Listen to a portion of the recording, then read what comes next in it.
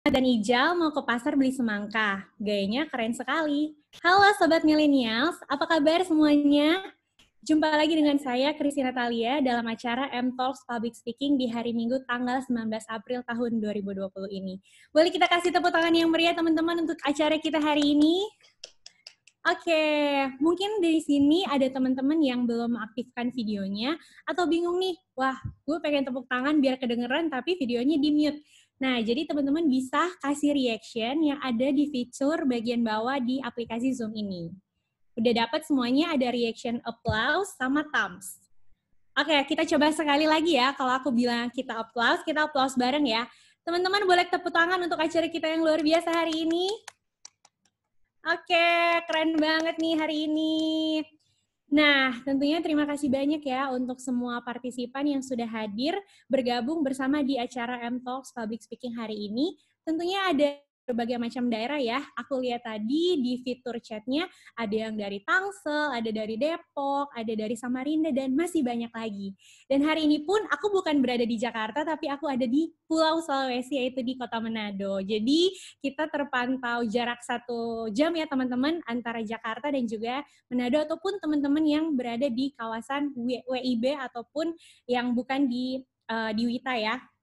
Oke teman-teman, tentunya di sini juga kami mengucapkan terima kasih untuk teman-teman yang sudah hadir.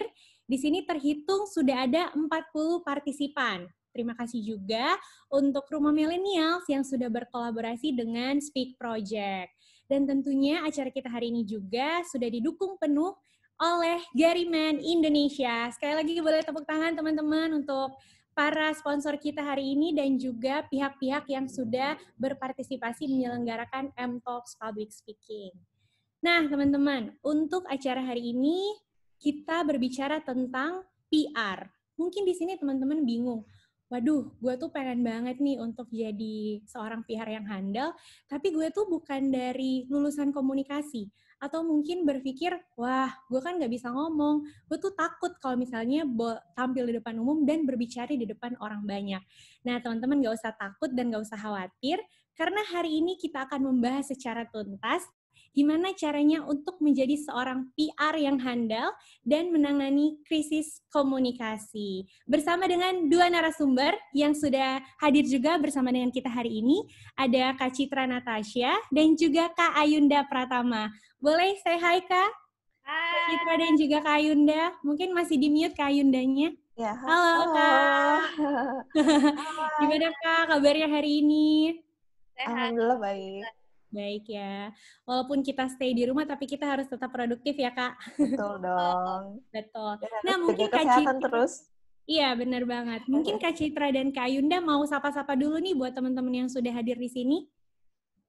Halo semuanya, Sobat Millennials. Terima kasih sudah undang di acara yang menyenangkan ini di hari Minggu yang setiap hari rasanya kayak hari Minggu.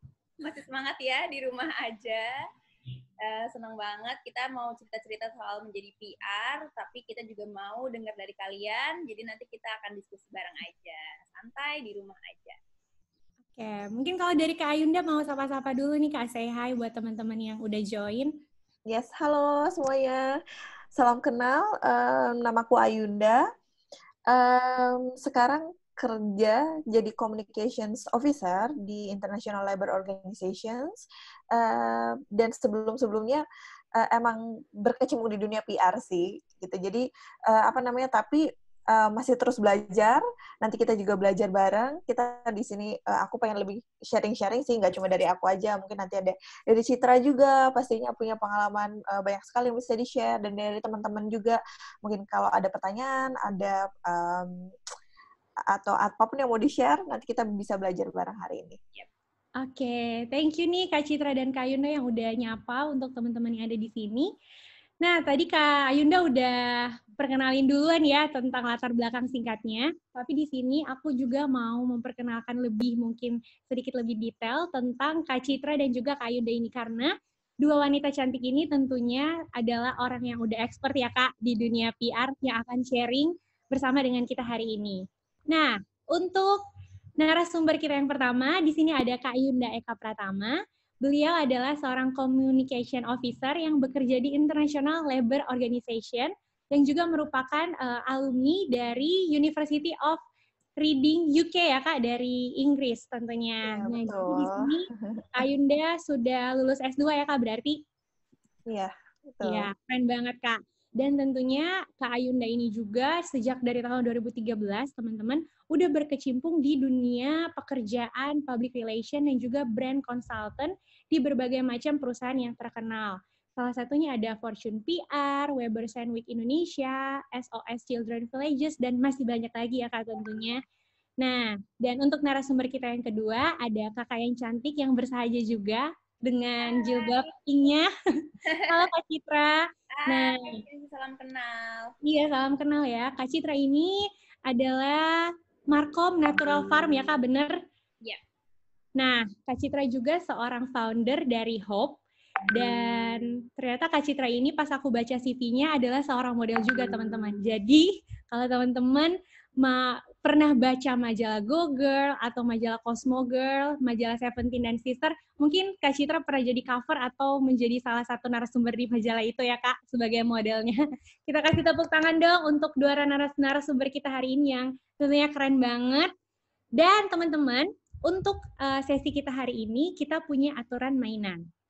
Jadi untuk acara kita hari ini, kita terbagi dalam 3 sesi ya, untuk Kak Citra dan juga Kak Ayunda dan juga untuk teman-teman di sini. Untuk sesi pertama, kita akan mendengarkan materi, dan sesi kedua kita akan ada talk show, dan sesi yang ketiga ada Q&A. Nah, jadi buat teman-teman di sini yang pengen belajar PR atau pengen sharing, pengen tanya-tanya, teman-teman boleh langsung memberikan pertanyaan melalui fitur chat yang ada di bagian bawah. Teman-teman boleh lihat fitur chat yang di bagian bawah yang tadi teman-teman udah chat sapa-sapa duluan. Nah, di situ teman-teman boleh kasih pertanyaan, namun sebelumnya tulis nama dulu, underscore, asalnya dari mana, baru teman-teman kasih pertanyaannya. Oke, udah ngerti semuanya? Udah paham ya? Udah paham ya? Nah, baiklah, untuk sekarang kita akan masuk dalam materi yang akan disajikan kurang lebih selama 10 menit oleh Kak Citra Natasha. Jadi teman-teman boleh, teman-teman di-mute dulu ya semuanya biar kita bisa nyimak bareng-bareng. Dan Kak Citra boleh langsung aja ya untuk materinya, nanti aku bantu untuk share screen. Yep. Ya semuanya, ayo kita belajar bareng.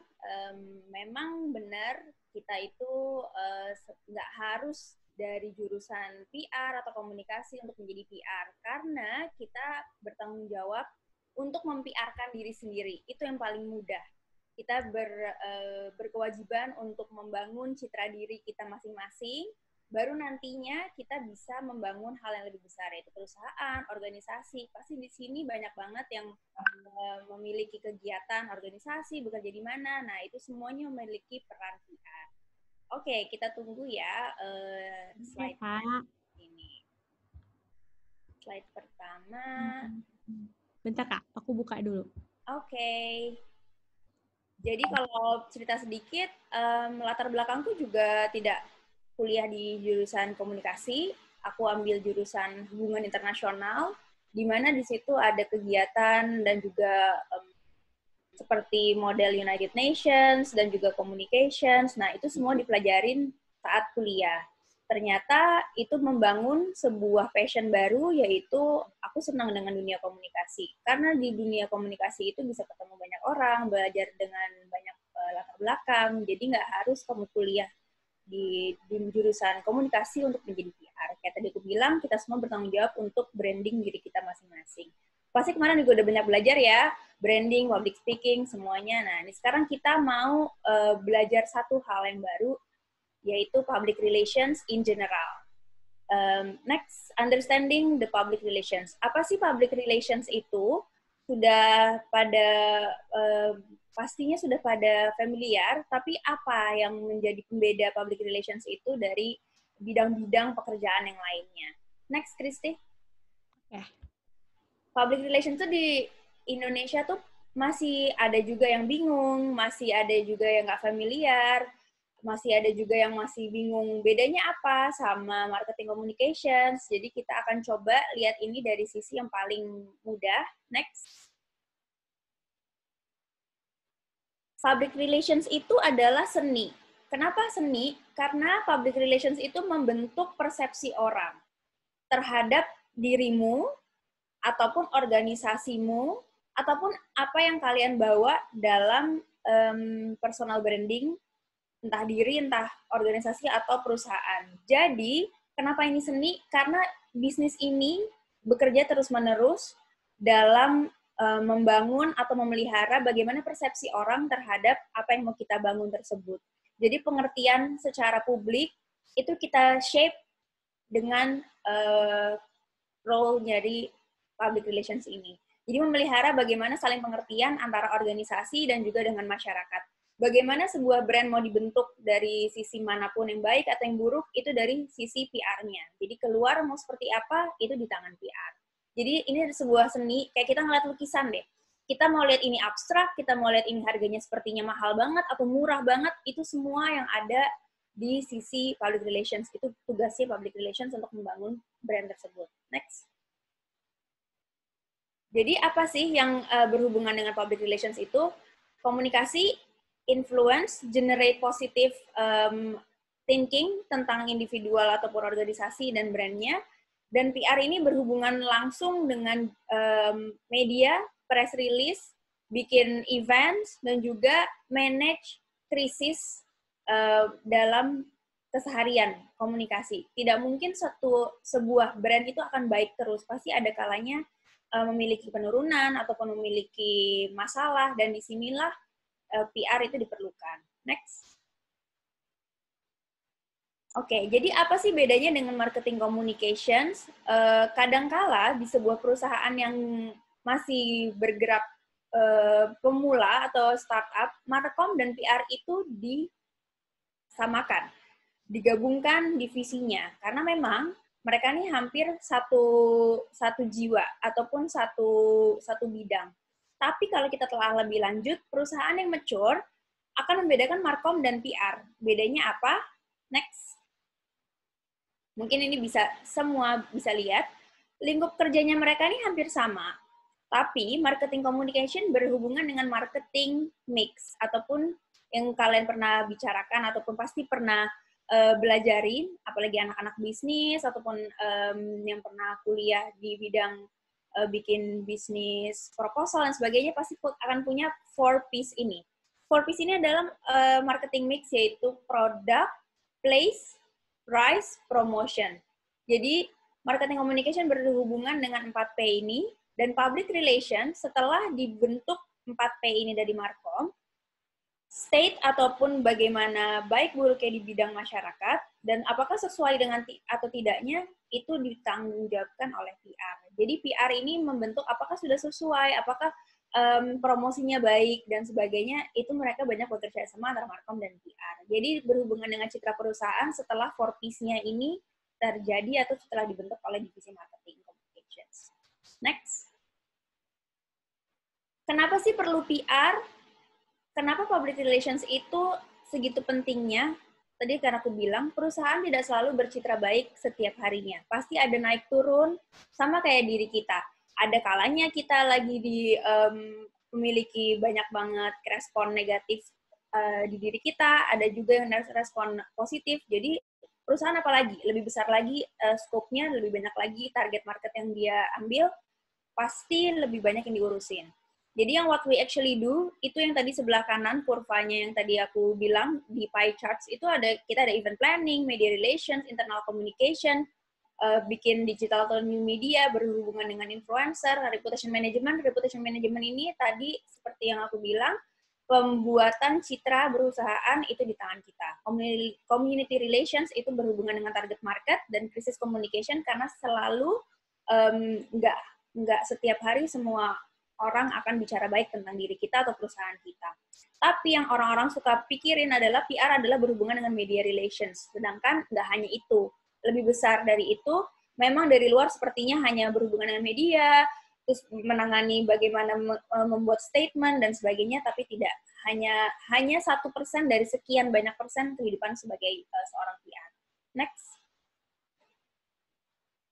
Nah, di saat yang seperti ini, di saat banyaknya informasi yang berterbangan di mana-mana, dengan banyaknya dan maraknya sumber-sumber yang kita harus lihat setiap harinya, what to believe gitu. Apa yang harusnya kita percayai sebagai seorang PR dan bagaimana kita seorang PR untuk membuat masyarakat itu tetap merasa tenang, tetap merasa terjaga, tetap menjaga brand kita, tetap menjaga image brand kita dan sebagainya. Aku selalu memegang ini. Walaupun aku kerja di Markom, tapi aku juga freelance PR di berbagai macam perusahaan. Maksudnya aku pegang beberapa communications strategis untuk beberapa perusahaan. 3 tips ini sangat terpakai. Transparency, credibility, dan flexibility. Dari sekian banyak, kenapa cuma 3? Karena 3 ini paling relevan dalam setiap keadaan. Transparency kenapa? Dalam keadaan apapun, masyarakat itu perlu tahu yang sebenarnya. Jadi kalau misalnya memang kita sedang menghadapi sesuatu, kita menjadi filter untuk masyarakat, jadi kita membuka hal-hal yang benar dan data-data yang benar saja. Dan masyarakat itu butuh memberikan pandangan mereka, dan mereka juga boleh hanya mendapatkan hal yang benar. Jadi segitu banyak banget informasi yang beredar, pihak PR akan membuat sebuah statement dan juga membuat transparansi ataupun dokumen untuk menjelaskan keadaan yang sebenarnya.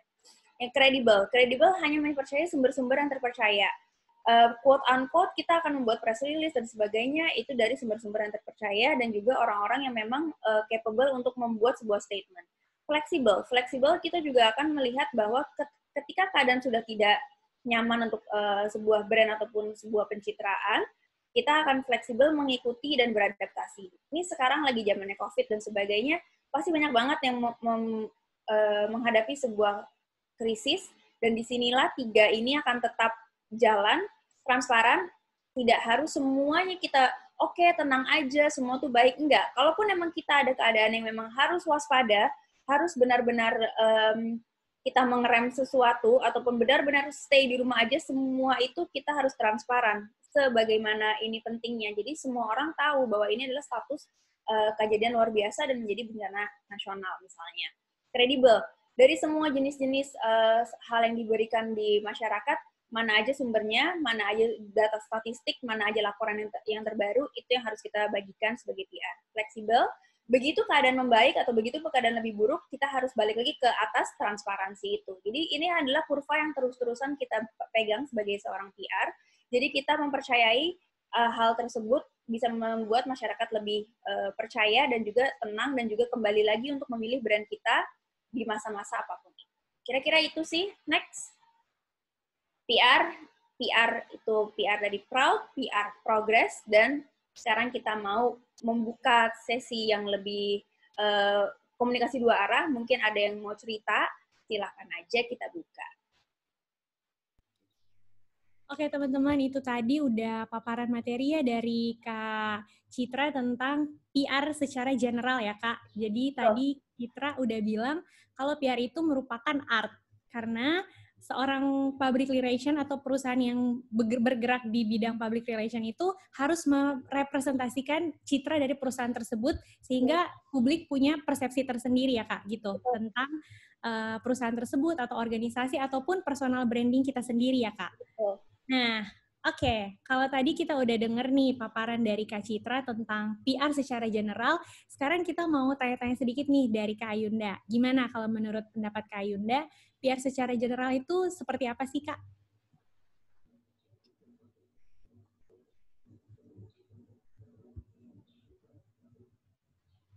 Kak Ayunda boleh di-unmute dulu. Iya, tadi ada trouble sedikit di unmute-nya.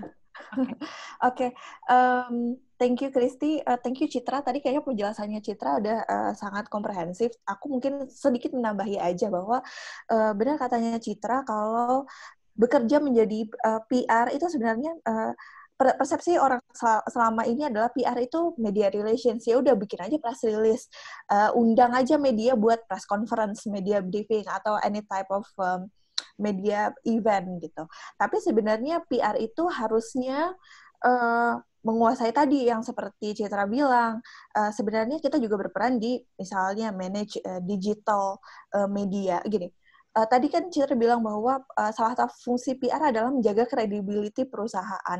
Padahal semua channel yang dipunya sama perusahaan itu adalah tools untuk menjaga atau bahkan meningkatkan credibility gitu. Dimana toolsnya apalagi sekarang adalah zaman digital, maka ada website, ada sosial media, itu juga sebetulnya ranahnya PR untuk bekerja di area itu. Begitu juga sekarang adalah zamannya tadi sempat disinggung community relations. Kalau ada yang pernah ikut sesiku yang sebelumnya sama Speak Project, aku juga sudah jelasin bahwa community relations ini penting banget karena zaman sekarang orang itu apalagi dengan sosial media, dengan WhatsApp, dengan grup-grup di Instagram atau mungkin di channel-channel yang lainnya, itu mereka bentuk komunitas-komunitas sesuai dengan passion-nya, sesuai dengan mungkin bidang profesionalnya mereka. Nah, memanfaatkan si komunitas-komunitas ini akan lebih gampang ketika kita misalnya mau menjelaskan sesuatu, misalnya launching produk baru, memperkenalkan service kita yang baru, atau bahkan ketika terjadi krisis, kita bisa dengan mudah reach out to community yang emang berhubungan sama kita dengan lebih mudah. Kenapa? Karena kita sudah build hubungan baik dengan mereka dari awal, kayak gitu. Nah, hanya di perusahaan-perusahaan besar ataupun organisasi-organisasi besar, memang terkadang kalian bayangin, kalau ngerjain PR, harus ngerjain semuanya, ya media relations diurusin, ya community relations diurusin, ya sosial media, website diurusin, belum nanti ada CSR-nya, kadang CSR juga masuk ke ranahnya PR. Itu PR akan sangat overwhelmed gitu. Mungkin untuk satu orang yang entah jadi manajernya, senior manajernya, atau bahkan direkturnya, bisa helikopter view untuk semuanya. Tapi biasanya untuk entry level, biasanya pekerjaannya akan di sendiri-sendiriin tuh. Bahkan untuk PR yang hubungannya dengan media relations, biasanya ada satu orang in charge ke bagian-bagian tertentu. Misalnya satu orang, udah kamu ngurusin media relations aja, jadi kamu nggak usah ngurusin press release. Kamu yang penting kalau ada urusan media, kamu yang kita butuh media, kamu yang ngundang gitu. Press release udah jadi, kamu yang sebarin. Nah, nanti ada satu orang lagi yang ngurusin tentang konten. Dia yang nulis buat press release, buat di website, dan segala macam. Itu baru satu urusan dengan media relations yang PR yang selama ini dipersepsikan oleh masyarakat. Itu aja dibagi-bagi gitu. Belum nanti kadang-kadang ada divisi digital sendiri yang ngurusin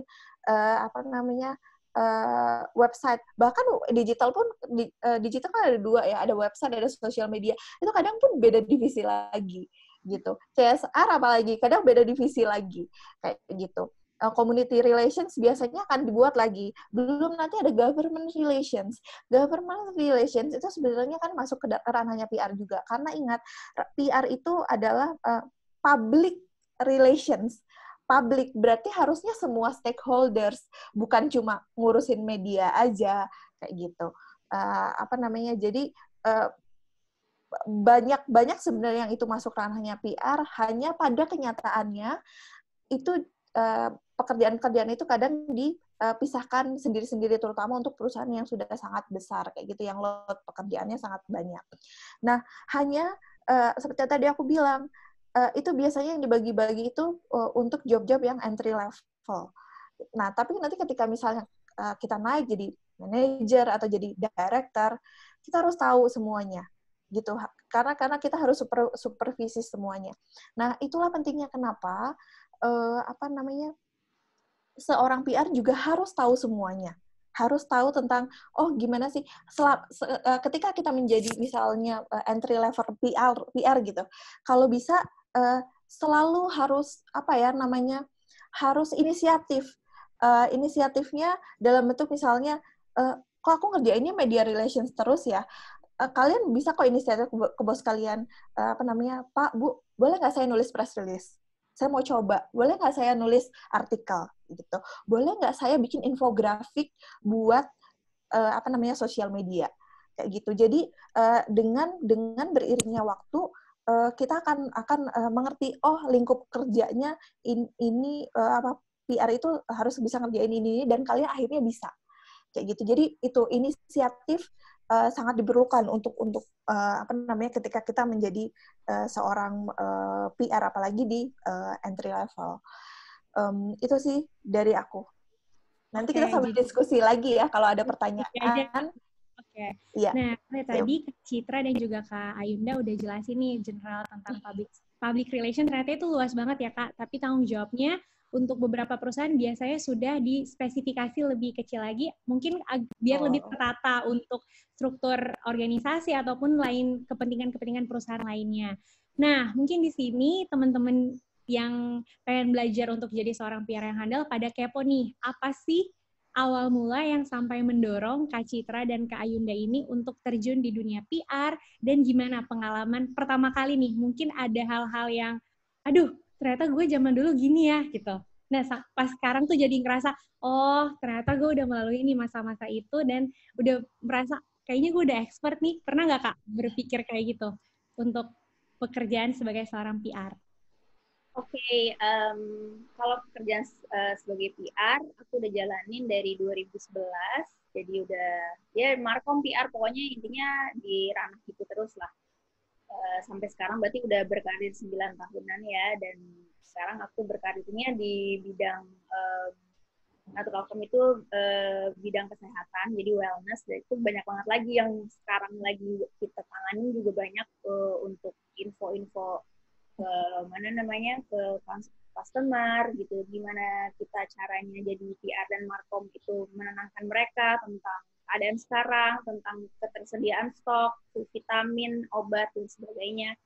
Jadi kalau dari 9 tahun berkarir itu pastinya awal-awal masih bingung kan, wah kalau ketemu kasus yang kayak gini mesti gimana ya, siapa duluan yang harus ditenangin dulu ya, siapa duluan yang harus kita statement apa yang paling benar untuk kita lakukan ya.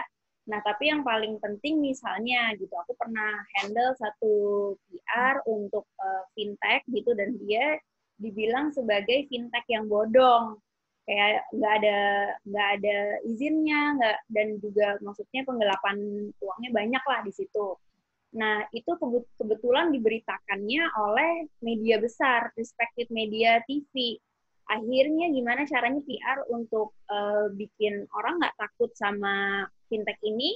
Akhirnya kita kejar lah media itu, kita minta mereka bikin klarifikasi, bikin penayangan pembetulan atau revisi, terus kita bikinin kayak counter gitu untuk counter report tersebut. Jadi kita bikin semuanya, ada suratnya kok, ada OJK, ada segala macam. Akhirnya TV ini minta maaf. Jadi memang untuk jadi PR itu nggak cuman setelah ada krisis terus dia langsung serta-merta ngeklaim gitu. Enggak, kita itu butuh research and development juga. Jadi seorang PR tuh banyak banget juga skill-nya, karena dia menelusuri perusahaan, dia mencari bukti, dia membuat sentimen report dari orang-orang. Mana yang negatif, mana yang positif. Setelah itu semua dikumpulin, baru dia maju ke orang yang menyerang. Kayak gitu. Siapapun yang menyerang, entah itu TV, entah itu publik aja, ataupun influencer. Banyak kan kasus yang sekarang brand tapi diserang influencer, itu semua bisa, tapi dengan apa? Dengan data. Jadi yang paling penting dari sisi 9 tahun berkarir ini, yang paling penting adalah penguasaan data, lalu siapa yang kita undang untuk membuat statement, dan ke siapa kita harus mengelevate kasus ini. Itu yang paling aku pelajarin selama 9 tahun berkarir. Oke, kalau dari Kak Yunda sendiri gimana nih, Kak? Oke, kalau ditanya dulu entry level kayak apa, ngerjain semuanya. Pertama, cuma disuruh translate press release gitu. Yang translate press release ternyata nggak gampang gitu, karena translate itu nggak bisa dari bahasa Inggris ke bahasa Indonesia kayak Google Translate, tapi harus ada, jadi gini, ketika kita mentranslate dokumen untuk media dan mentranslate dokumen untuk keperluan lain, itu sangat beda sekali, karena bahasa jurnalistik itu kan sangat berbeda kayak gitu. Dari situ aja aku belajar banyak. Dari situ nggak cuma belajar buat mentranslate, tapi akhirnya belajar juga buat nulis press release yang bagus tuh kayak gini. Akhirnya aku tadi inisiatif bilang ke bosku, gimana kalau aku buat press release from the scratch kayak gitu. Nah, terus aku juga dari situ belajar macam-macam. Makanya di situ aku juga sempat jadi brand consultant selain PR consultant, karena aku juga kayak selalu pengen, aku mau dong ikut project yang branding, nggak cuma PR aja. Kayak gitu sih. Dan aku dari dulu emang passionnya PR. Dulu kuliah S1 PR, terus kuliah S2 communications, tapi communications for development.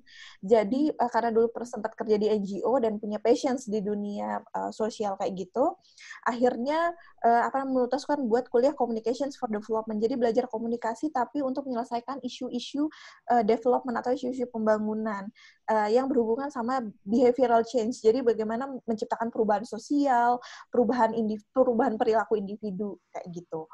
Nah, kalau tadi nyambung ke Citra mungkin urusannya krisis ya.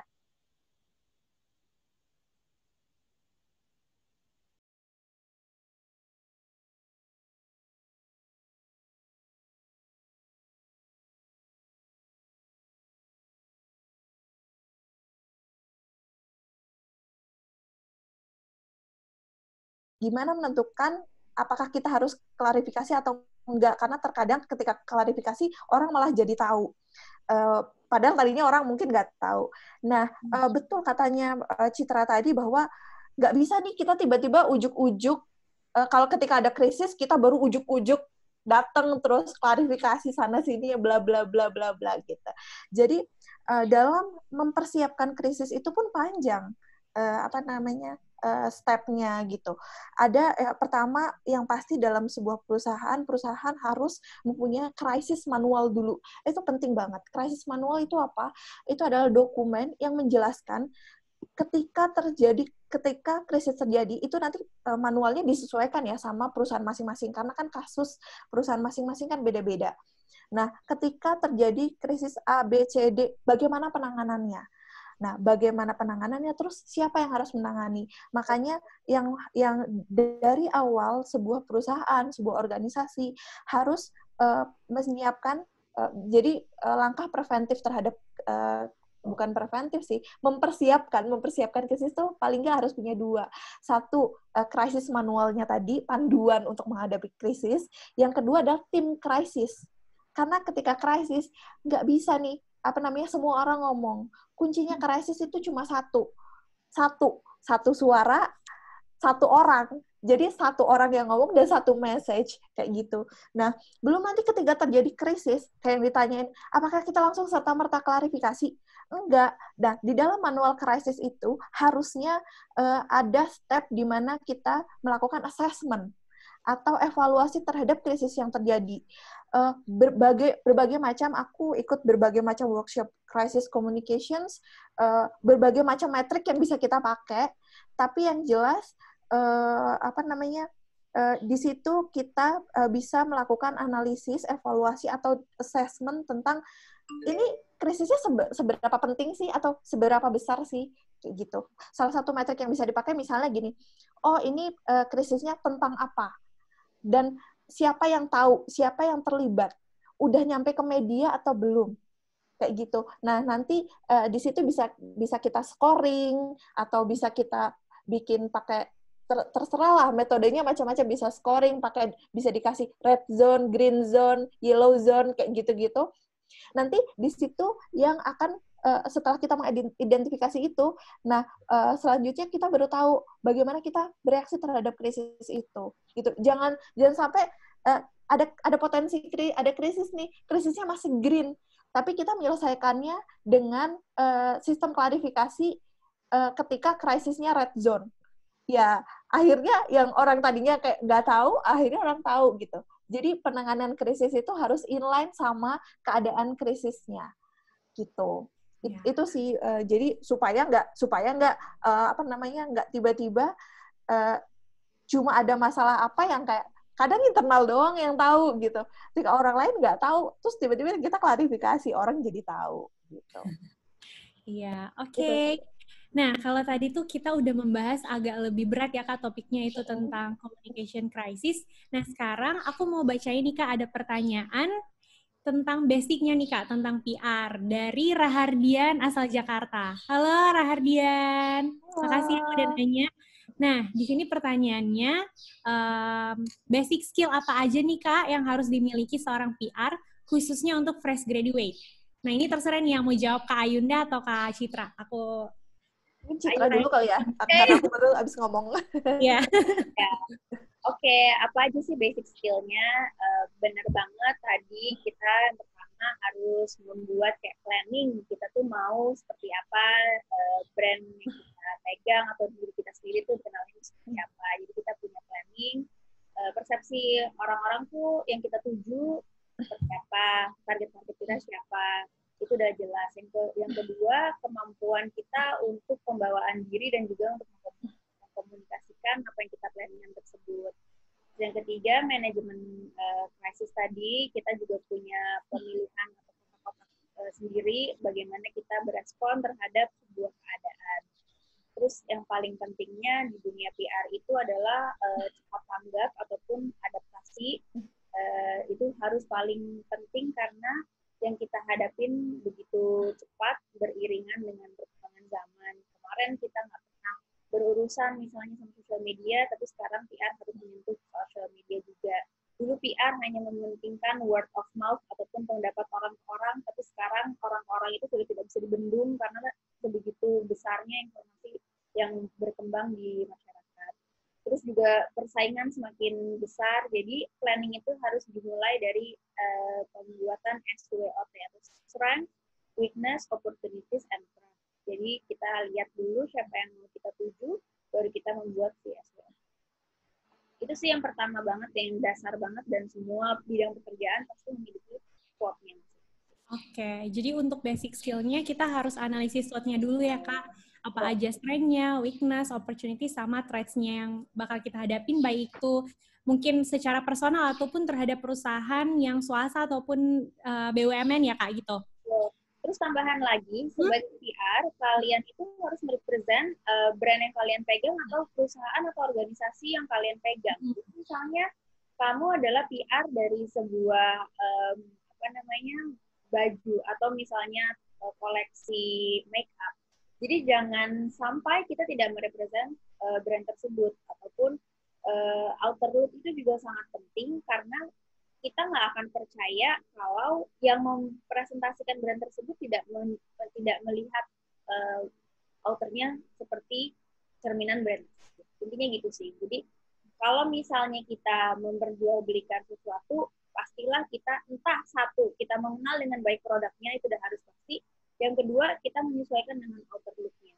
Gimana kalau misalnya kita menjadi PR-nya dari sebuah makanan hewan, nggak mungkin dong kita makan. Tapi kita tahu jelas apa kandungannya dan sebagainya, dan kita bilang bahwa orang-orang yang menggunakan makanan ini untuk hewan peliharaannya punya indikasinya ini. Jadi kita menjelaskan dengan baik. Kita tidak perlu harus menggunakan, tapi kita bisa menjelaskan dengan baik. Kalau misalnya kosmetik, ya pastilah kita harus sesuai dengan cerminan brand tersebut. Makanya kalaupun yang PR itu sudah mencerminkan, banyak banget brand yang ditambah brand ambassador. Karena itu untuk menguatkan tadi cerminan citra yang dibangun dengan orang-orang yang ditunjuk untuk menjadi representatif. Dan itu bisa mewakili banyak sumber ataupun banyak opini dari masyarakat, karena brand ambassador tersebut dianggap sebagai representatif yang sesuai, memiliki banyak influence dan sebagainya. Kayak gitu. Kalau kita mau cerita tentang hal-hal seperti itu sih udah akan panjang banget, pasti Kak Ayunda juga punya insight-nya dan buat kita makan. Oke, mungkin Kak Ayunda ada tanggapan yang lain? Sorry, oke. Halo? Kristi bisa dengar aku? Iya, bisa Kak, bisa. Oh iya. Sedikit aja sih dari aku, tadi udah dijelasin banyak sama Kak Citra apa aja yang butuh. Kalau dari aku sih, satu lagi mungkin yang jangan sampai dilupakan sama PR itu adalah kemampuan bahasa Inggris. Kenapa? Karena zaman sekarang eranya, sorry, kayaknya internet aku lagi agak sedikit jelek, tapi kamu bisa dengar aku dengan jelas nggak, Kristi? Sorry. Iya, bisa Kak. Cuma agak Oke. Oh iya. Oke. Sekarang ini kan persaingan itu udah internasional ya. Kadang-kadang perusahaan kita udah audiensnya mungkin nggak cuma kita sendiri, maksudnya orang Indonesia sendiri, tapi juga dari luar negeri, entah itu investornya kita, entah itu konsumernya kita, gitu. Jadi sangat penting banget itu untuk menunjang karir ke depannya, kayak gitu. Karena dengan dengan apa ya, fasih berbahasa Inggris, maksudnya secara writing, speaking, dan juga ya listening sih ya udahlah. Cuma saya speaking, terutama speaking dan writing, itu akan menunjang karir kalian ke depannya. Kalian nggak cuma bisa jadi PR di sini aja, tapi juga bisa mungkin jadi regional PR suatu saat, kayak gitu. Jadi, ketika kalian misalnya mulai bekerja di dunia PR, mungkin bagi yang merasa perlu diimprove bahasa Inggrisnya, mungkin bisa ikut les kayak gitu. Biasanya perusahaan-perusahaan punya tuh menyisihkan dana atau budget untuk development plan. Nah, kalau bisa kalian ambil itu bisa lebih bagus, itu diprioritasin. Karena kalau misalnya aku mau ngambil training krisis komunikasi, atau aku mau ngambil training media relation, ya bagus sih, cuma sebenarnya itu bisa learning by doing kayak gitu. Tapi kalau misalnya kalian ngambil kayak writing English, itu kan agak lama ya, kadang course-nya sampai 6 bulan, bahkan ada yang program setahun, itu akan sangat ngebantu banget untuk kerjaan kalian sekarang, ataupun nanti untuk achievement karir kalian ke depan-depannya. Kalian nggak mau dong cuma jadi jagoan di kandang, kayak gitu. Tapi di dunia internasional ini, kita orang Indonesia juga harus mulai unjuk gigi di dunia internasional, kayak gitu. Oke, nah Kak Ayunda sama Kak Citra ini udah ada banyak banget ya pertanyaan-pertanyaan dari teman-teman, dan ada pun yang curhat katanya pas denger session kali ini kayak dengerin curhat kerjaan sendiri. Oke, nah di sini Kak ada yang nanya, Tania dari Bogor. Tania ini bertanya, berkaitan dengan krisis green zone, yellow zone, dan red zone, bagaimana cara penanganan dan membedakan krisis yang datang dari masing-masing zona tersebut? Ayunda berarti. Ya, boleh Kak. Oke, sebenarnya untuk klasifikasi itu tergantung nanti banyak metrik yang bisa dipakai, dan kadang-kadang perusahaan udah customize sendiri. Kalian nanti bisa sih kalau misalnya kalian baru dan kebetulan perusahaan kalian misalnya belum punya manual PR yang untuk assessment awal, mungkin kalian bisa bisa googling atau ikut training crisis communications yang mempelajari bagaimana sih melakukan assessment terhadap kejadian yang ada, karena ini tergantung banget sama jenis perusahaannya apa. Dan ini contohnya aja ya, kalau di perusahaanku yang lalu, kalau misalnya udah red zone, itu biasanya udah sampai berpengaruh kepada keuangan gitu. Jadi misalnya penurunan sales, penurunan pendapatan, kayak gitu, itu, atau misalnya investor narik saham, maksudnya kayak nilai saham udah turun, itu biasanya udah masuk red zone tuh. Nah, nanti penanganannya difokusin sama satu, pasti harus solve the issues. Ini yang paling penting banget. Kadang-kadang kita itu nyelesain masalah pakai pendekatan yang nggak nyelesain masalahnya gitu. Jadi misalnya masalahnya kayak 1 ditambah 1 sama dengan 2, tapi penyelesaiannya itu 3 gitu loh. Jadi kayak yang plus 1-nya itu nggak menjawab pertanyaan sebelumnya. Nah, makanya assessment ini penting banget. Gitu. Biasanya kalau yang masuk red itu yang udah ngaruh ke pendapatan, keuangan lah. Kalau udah masuk keuangan itu biasanya udah red zone. Kalau yellow zone itu biasanya masih masuk ke dalam reputasi. Jadi kayak misalnya ini misalnya bisa indikatornya dari sosial media. Kayak sekarang ini kan perusahaan-perusahaan biasanya melakukan monitoring baik dari media maupun sosial media. Nah, biasanya di situ dianalisis sentimennya. Kalau ternyata sentimen negatifnya gede banget, itu biasanya masuk ke yellow zone. Nah, kalau di yellow zone, karena ini masalahnya reputasi, berarti penyelesaiannya harus bagaimana mengelola reputasi. gitu. Kalau udah masuk tadi red zone, itu berarti nggak cuma reputasi, karena pasti kalau udah ngaruh keuangan berarti reputasinya udah anjlok banget kayak gitu. Nah, berarti itu penanganannya ada double tuh.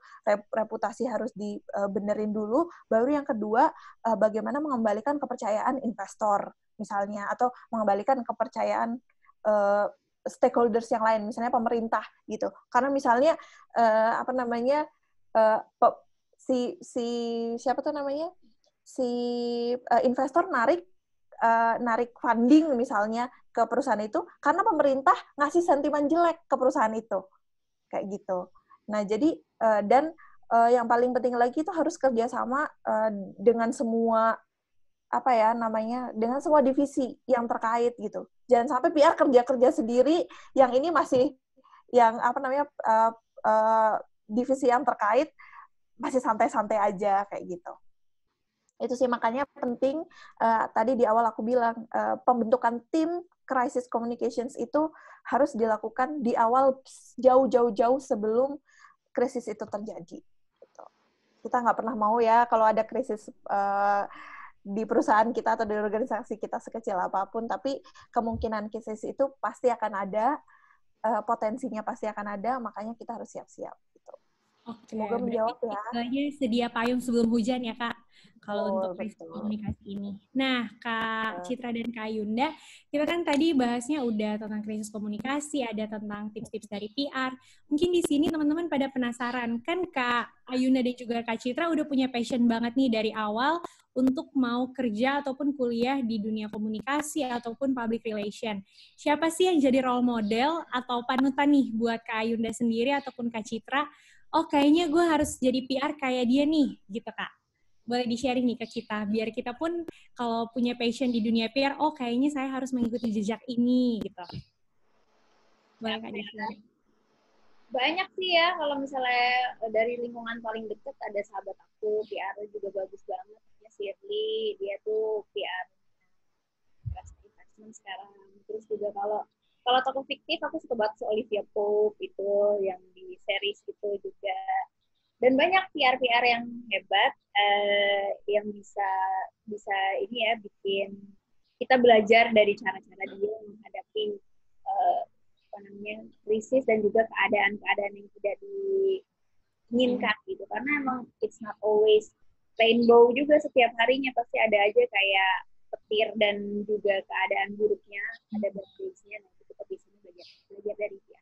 Ya, handal sih. Oke, kalau dari Kak Yunda sendiri, boleh sharing Kak role modelnya? Role model siapa ya? Sebenarnya banyak banget yang menginfluence aku. Maksudnya kadang-kadang ada satu PR yang kayak, wah aku suka banget nih cara dia menyelesaikan masalah karena dia tenang banget gitu. Ada satu lagi dia yang kayak dia writing-nya bagus banget. Jadi kalau nulis tuh kayak benar-benar kayak on point, nggak yang kemana-mana kayak gitu. Terus ada satu lagi bos-bos aku yang dia secara mungkin secara skill PR nggak bagus, bukan nggak bagus sih, maksudnya nggak terlalu canggih banget, tapi dari segi misalnya client management, karena dulu aku sempat kerja di konsultan PR ya, dari client management tuh bagus banget, jadi dia bukan bukan tipikal client manager yang selalu bilang yes, tapi dia bisa bilang no dengan cara yang dengan cara yang smooth. Itu dulu aku belajar banget dari mantan bosku dulu ada salah satu di PR agency kayak gitu sih. Jadi penting sih memang jadi role model, punya role model. Jadi kalian bisa belajar gitu, tapi kadang-kadang gitu kita bisa belajar kayak di satu sisi orang ini bagus ya, kita bisa belajar dari satu, nanti dari yang lain kita bisa belajar dari yang lain. Tapi aku suka banget waktu itu penanganan krisisnya AirAsia, itu menurutku smooth banget sih, smooth banget dan nggak nyakitin banyak pihak, itu aja. Oke. Nah, tadi kan udah ngomongin crisis communication. Nah, di sini ada yang nanya juga nih Kak dari Doni. Kalau tadi Kak Citra nih udah sharing materi tentang PR tips, salah satunya tentang transparansi Kak. Nah, di sini Doni nanya, kalau misalkan salah satu tipsnya itu adalah transparansi, sejauh mana sih Kak batas transparansinya kalau terjadi krisis di suatu perusahaan? Karena kan pasti perusahaan sebelum terjadi krisis itu pasti ada pertimbangan-pertimbangan khusus nih dari perusahaan, misalnya dampak keuangan yang timbul dan lain sebagainya. Tapi di satu sisi perusahaan juga, perusahaan harus jujur dan apa adanya nih sama stakeholder ataupun kepada masyarakat. Dan ada beberapa hal yang mungkin nih harus disembunyikan. Jadi kalau misalkan harus disembunyikan, kata transparansi itu kayak jadi pertanyaan gitu Kak. Jadi gimana agar tips ini tuh tetap memiliki integritas ke publik? Kalau kita tuh harus tetap transparansi, tapi ada beberapa hal yang mungkin harus disembunyikan. Oke. Menarik sih Kak ini pertanyaannya. Ya, terima kasih ya buat pertanyaannya. Memang ini pasti menjadi hal-hal yang kita temui di sisi pekerjaan manapun. Dan benar banget nggak semua harus kita share ke publik. Yang jelas yang harus kita share itu yang nantinya misalnya sebuah kasus, misalnya memang terjadi kesalahan dari pihak kita nih. Kita mau setransparansi itu adalah kita mau say sorry. Itu udah bentuk transparansi. Kita mengakui kesalahan, lalu kita bertanggung jawab untuk akibat. Misalnya, kayak ada beberapa kasus, contohnya nih yang kemarin di 2019, ada satu restoran di mall yang setelah habis dia makan di restoran tersebut, keracunan. Itu kan keluar ke publiknya, wah berarti hygiene-nya nggak bagus dong, itu juga bahaya dong untuk customer. Memang habis itu kita akan ngasih taunya, oke, transparannya adalah kita minta maaf ada kesalahan misalnya dari penggunaan air. Gitu. Nah, kita mau tuh membuat hal-hal tersebut naik ke pasaran atau ke publik, boleh tahu kita say sorry sebagai brand. Tapi yang nggak kita tahu, penggantian ataupun jumlah dana yang dikucurkan perusahaan misalnya untuk penggantian rekam medisnya mereka atau biaya rumah sakit, itu kan nggak perlu tampil. Jadi emang ada yang namanya behind the scene atau under table yang memang nantinya ternyata itu sudah disetting dulu, tidak keluar ke publik, yang akhirnya publik tahu, satu, brand minta maaf, yang kedua, untuk kembalikan trust tadi seperti Kak Yunda bilang, yang ketiga, mereka antara yang dirugikan dan brand sudah baikkan dengan cara musyawarah. Jadi ya lebih ke arah situ. Transparan kan kita benar, oke, kita sebagai brand minta maaf. Kita ada juga penanganan langsung ke yang terkena dampak. Tapi berapa biayanya atau bagaimana kerusakan yang sebenarnya, hal tersebut itu baiknya ada di ranah behind the scene atau under the table itu tadi. Kristi, kalau aku boleh nambahin? Iya, boleh Kak, silakan. Sedikit doang. Ini cuma mengkonfirmasi apa yang udah dikatakan Citra. Dulu aku pas masih kuliah, ada satu sesi diisi sama seniorku, dan itu terngiang-ngiang banget sampai sekarang. Dia bilang kayak gini, jadi PR itu kuncinya don't lie, tell the truth, but not the whole truth. Gitu. Jangan pernah bohong.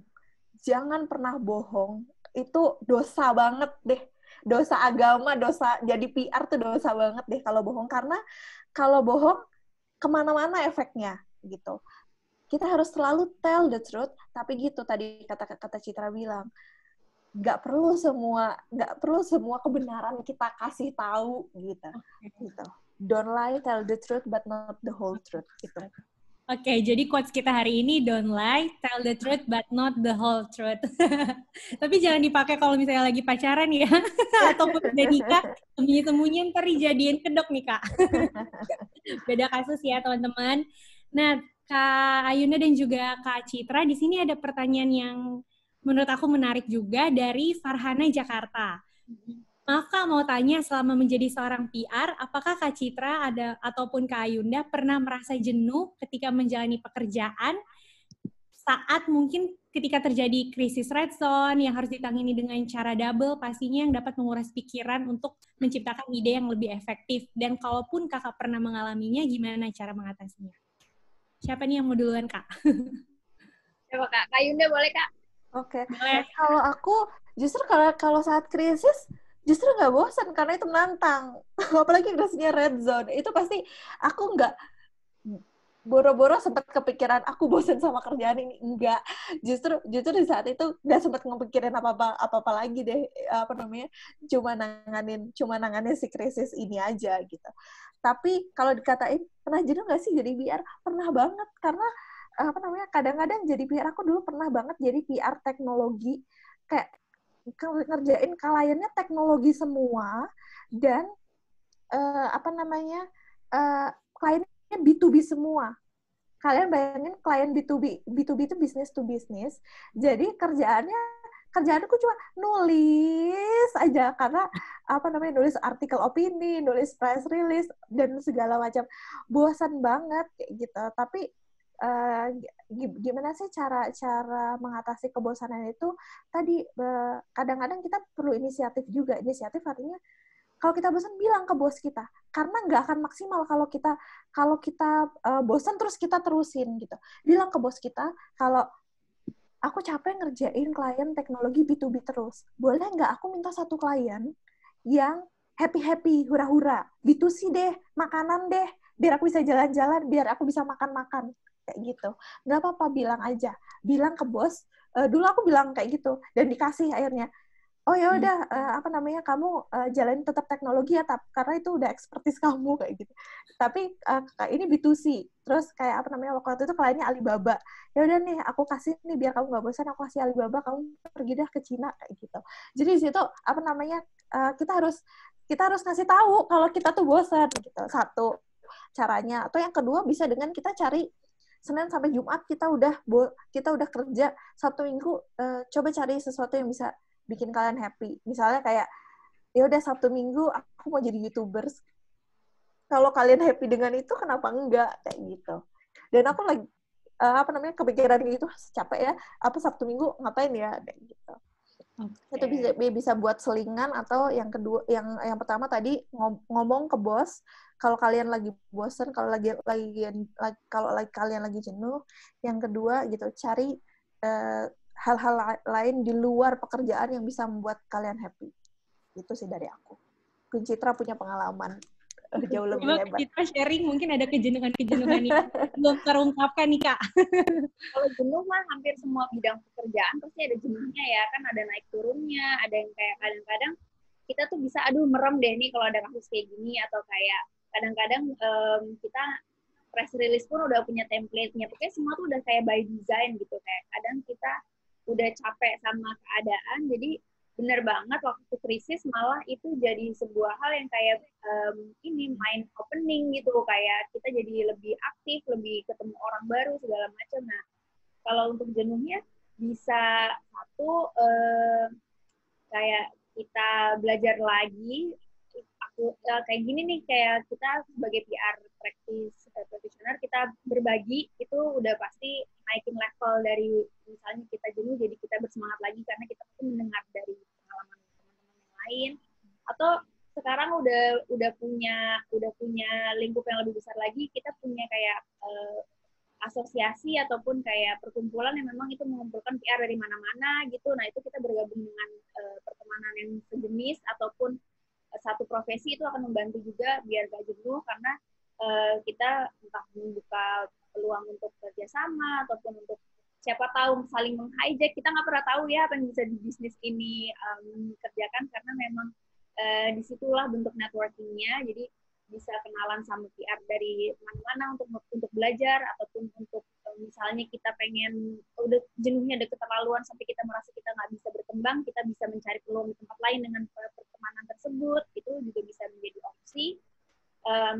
Terus berbagi seperti ini dan terus belajar, itu sih cara biar nggak jenuh, dan menghadapi klien yang berbagai bidang itu juga akan membuat kita jadi nggak jenuh, karena penanganan untuk klien yang ini pasti beda dengan yang ini dan sebagainya. Dan yang paling penting, PR itu adalah sebuah kendaraan, tapi kita tahu tujuan akhirnya adalah kembali lagi kita bisa tidak jenuh itu karena passion kita sendiri.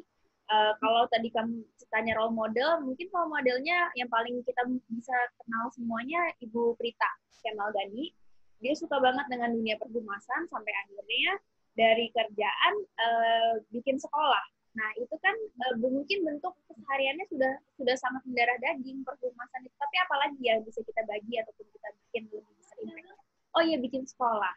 Jadi kayak gitu, entah. Jadi PR ke passion kamu adalah sebuah kendaraan, tapi tujuannya itu balik lagi ke your life calling. Kalian tuh pengennya berbagi kah? Kalian pengen jadi pengajar kah? Kalian pengen terus-terusan punya perusahaan sendiri, ataupun kalian sukanya bekerja dengan orang lain, ataupun bekerja sebagai karyawan di sebuah tim yang sudah solid, atau membuat hal lagi yang lain di luar itu. Itu sih, kayak jenuh itu adalah suatu momen di mana kamu akan melihat passion ini membawa kamu kemana. Nama sekolahnya apa, Kakak? Bagian nggak apa-apa, sebut aja. Yang nyaut, ya itu dia tuh, Bapak Taufan ini juga salah satu dosen dan juga dekan yang sangat handal, dan pastinya juga udah tahu PR-nya beliau seperti apa. Ya, jadi gitulah, kendaraan untuk menuju hal yang lebih besar lagi, entah itu berbagi, entah apa. Nah, kalau Mas Taufan pastinya berbagi lewat Bapak Milenial. Kayak gini kan udah pasti udah nggak bikin gajian lagi. Oke. Kak, kayaknya kita dari tadi udah bahas banyak banget ya, dan udah hampir 1 jam nih kita udah sharing bareng tentang gimana sih cara menjadi PR yang handal dan juga menangani krisis komunikasi. Nah, tapi ini ada satu pertanyaan nih yang paling menohok, yang paling terakhir nih. Ada dari, bentar Kak, aku lihat dulu. Tadi dari Doni lagi nih. Dari tadi Doni atau... Oh ya, dari Doni, Kak. Nah, kan sekarang ini dunia, bahkan Indonesia sendiri udah terkena dampak dari pandemi COVID-19 ini. Nah, jadi untuk krisis komunikasi yang sudah dilakukan oleh pemerintah saat ini untuk menangani COVID-19 ini, apa aja sih kritiknya dan gimana solusi dan strategi yang baik? Kalau boleh juga dihubungkan dengan tips-tips yang tadi, yaitu transparansi dan juga integritas. Boleh nih Kak Citra dan juga Kak Yunda jawab. Kalian boleh closing statement mungkin, Kak. Nah, kita tinggal 9 menit lagi nih. Nggak terasa, padahal masih pengen banyak ngobrol. Kalau dari aku dulu mungkin ya, Citra. Iya. Kalau dari aku, kritik untuk pemerintah untuk penanganan COVID-19 ini adalah di masalah internal communications. Pemerintah itu lack of internal communications. Aku tadi sempat singgung ya, bahwa kunci krisis itu satu orang, satu message. Ini pemerintah yang ngomong banyak banget. Terus message-nya banyak banget.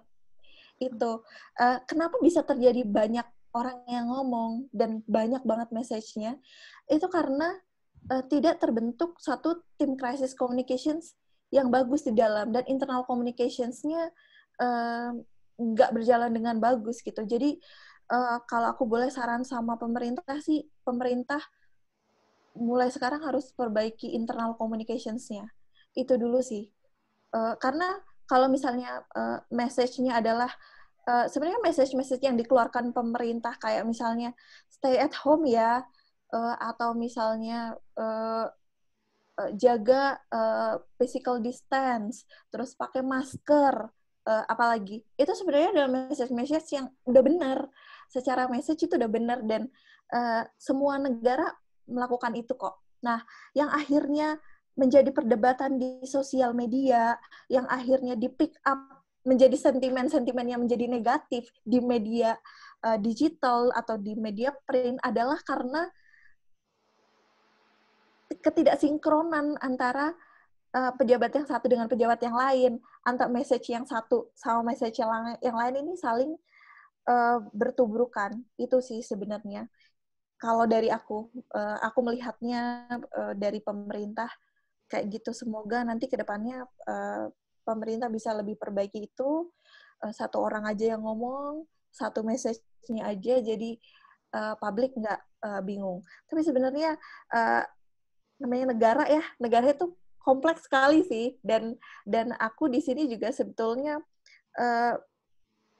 apa ya, pengen ke teman-teman di sini pasti aku yakin banget teman-teman adalah orang-orang yang berpendidikan, yang open minded, yang apa namanya bisa melakukan sesuatu gitu buat apa namanya membantu membantu negara ini menyelesaikan krisis ini gitu. Dalam apa namanya dari segi komunikasi mungkin ya bisa bantu-bantu pemerintah apa namanya selama ini kalau ada hoax yang nggak jelas gitu mungkin di grup keluarga mungkin bisa bantu klarifikasi. Itu sih apa namanya yang harus kita bantu, paling tidak bisa kita bantu sekarang ini, dan kedepannya semoga pemerintah bisa lebih baik lagi. Internal communications-nya yang penting, itu sih. Christine, ke-mute deh kayaknya. Iya Kak, kelupaan. Oke, kalau tadi dari Kak Ayunda pembahasannya mungkin masukan untuk pemerintah adalah dari sisi internal communication. Nah, kalau dari Kak Citra sendiri gimana nih Kak? Tanggapannya ataupun masukan untuk pemerintah terkait kasus dari COVID-19? Kalau menurut aku ada banyak hal-hal yang memang dari pemerintah tuh suka blunder gitu ya, kayak ya kebijakan-kebijakan yang berganti-ganti dan juga kayak kita harus saat itu adaptasi. Tapi yang kita senengin adalah masyarakat memang jadi lebih tanggap ya di cara penggunaan ataupun cara untuk penjagaan dirinya tuh udah lebih tinggi gitu. Tapi memang belum merata kayak di tempat-tempat yang mungkin kepadatan penduduknya lebih banyak dan juga kesenjangan ekonominya juga lebih, misalnya kelas ekonomi lebih bawah, itu tuh belum melihat ini sebagai suatu hal yang memang butuh perhatian khusus gitu. Jadi entah di bagian mana yang salah atau blunder-blunder dari kebijakan yang ditetapkan, tapi hanya di kaum-kaum tertentu yang sudah melihat ini signifikannya segitunya gitu. Ini adalah kasus yang sangat harus kita perhatikan. Jadi gimana caranya mereka untuk ini sih meratakan kebijakan tersebut supaya dan penanganannya setelah implementasinya itu yang harus diperhatikan. Karena kemarin aku juga masih melihat sendiri di banyak tempat. Coba deh kalian lihat di kampung-kampung dekat tempat tinggal kalian aja mungkin masih banyak yang berkerumun dan sebagainya. Jadi kayaknya ada hal-hal yang belum sampai. Dan kayak blunder-blunder kayak malah bikin duta segala macem lah apa gitu, kayaknya menurut aku ada yang tidak harus untuk dilakukan, malah diambil itu kan malah kayak membuat lebih banyak apain sih gitu, kayak ya pro kontra itu yang mulai membuat masyarakat lebih terpisah-pisah. Itu yang harusnya mereka bisa lihat lagi, betul nggak ya ini akan aman kalau kita ambil, betul nggak ya kita melepas segitu banyak, betul nggak ya ada sebagainya. Jadi kita semoga berdoa, kita ambil aja yang kita rasa sesuai untuk kita lakukan dan untuk melindungi keluarga terdekat kita, dan kita menjalankan kewajiban yang benar sebagai udah gitu aja.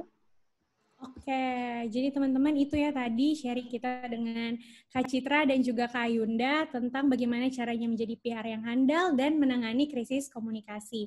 Nah teman-teman, karena berhubung waktu diskusi kita udah mau habis dan kalau udah 13.45 ntar Zoom-nya bakal otomatis mati, jadi boleh sekarang kita mau i-foto dulu.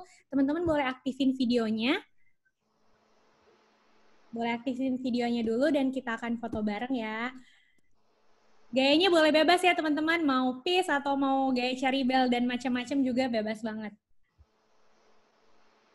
Oke.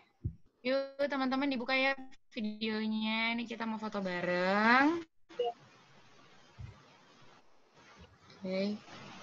Yuk, 1, 2, 3. Oke. Bentar ya, untuk yang slide kedua, ini baru yang slide 1. Karena kita ada foto slide kedua. Oke, slide kedua. Terserah yang mana aja, mau senyum 3 kali juga boleh ya. Oke, 3, 2, 1. Oke, sekali lagi. Sekali lagi. Slide ketiga. Yang ketiga yuk, lagi yuk. Senyum bareng. 1, 2, 3. Oke, selesai. Kembali ke Kristi. Selesai. Terima kasih banyak ya teman-teman semua untuk partisipasinya hari ini. Dan juga untuk Kak Ayunda dan juga Kak Citra yang udah jadi narasumber yang super duper keren, yang sangat menginspirasi untuk kita semua ya.